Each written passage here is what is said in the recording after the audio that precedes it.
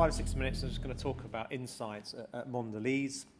I have submitted one chart, a presentation, which is this chart. So you won't see me talk through lots of other things. Some of the other people on the panel have put more slides in, which immediately caused me to feel a bit nervous that I didn't have enough content. So I may talk quite a lot about this.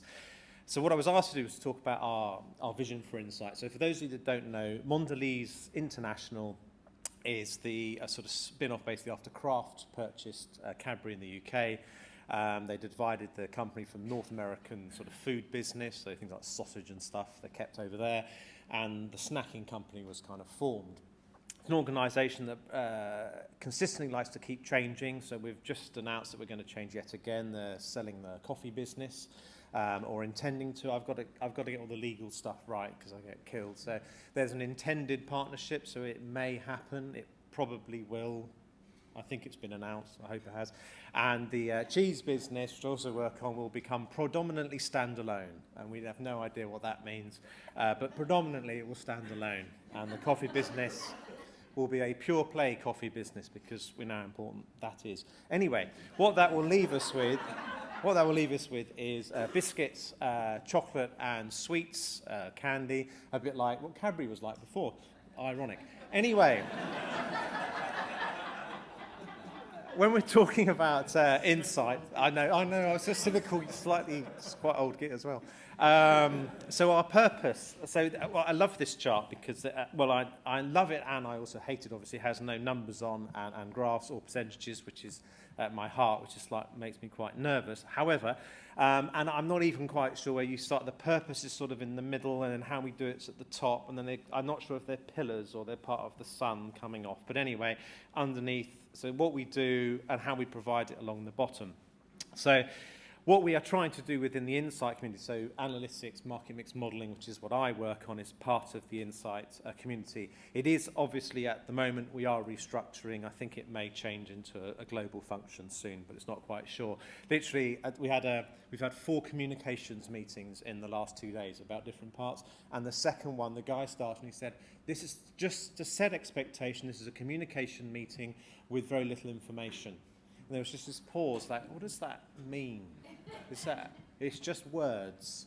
So much following this one, here is a chart that maybe doesn't actually tell you anything. The interesting thing about this, though, and when we're working with the media partners, media owners and so on, is that this is kind of at the heart of insight in our organisation, how the insight community works and how we get it to make the decisions. The one bit on this I'm not quite sure about is we are inspiring storytellers, bringing about change with fables.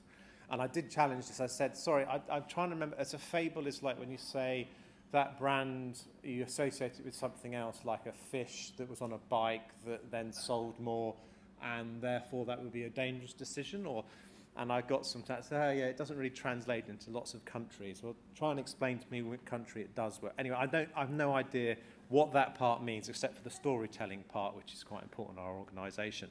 But the key thing is, when we get the insight, we have lots of different places, and we look at levers of engagement and learning how to optimize, which is partly where my role starts to come in.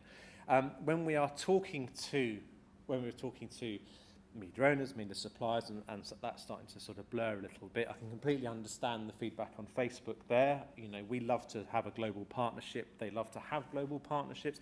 We have a global partnership with them, and we think we're all going in the same direction, and then the next week say, oh no, we've changed the algorithm, it's going to do something else, but don't worry, it'll be absolutely fine.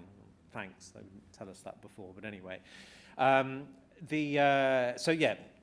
Helping the business to change clarity and get focus in what we're doing. So if you're talking to us about whether you're buying something, how it's going to help us, it sort of needs to line up with these sorts of thoughts. Does it help us understand, connect, inspire? Does it help us transform? If it doesn't, don't talk to us about it. And the sort of second part of this is more simplistic, is that you can see it in the way and what our activity has been over the last couple of years. It's all about power brands, about the big things, invest in the big things, much better chance of a return, and then the gamble thing is what we call the big bets. So it's like, it may work, it may not. But it's got to align with those two things. So if what we're trying to do is sell more Milka chocolate, sell more Cadbury chocolate or something else, fine, got that. And is what we are going to do and how we're going to get that message across to consumers. Does it make these differences? Does it connect with them? Then it's something that we're going to listen to and that we're going to work with. We'll already probably come to a conversation about big data and data and how it fits in to make decisions and so on. And the only kind of advice I would say is, yeah, all that stuff's great. Come back to, you know, what is our purpose? What are we trying to achieve? What's the business objective? And then, you know, then let's talk about what data we need in order to get it. So that's basically what I spend my time doing. Hopefully not being too cynical, telling stories, pulling information together to help us make the better decisions. And so I shall hand on to Glenn. Thank you.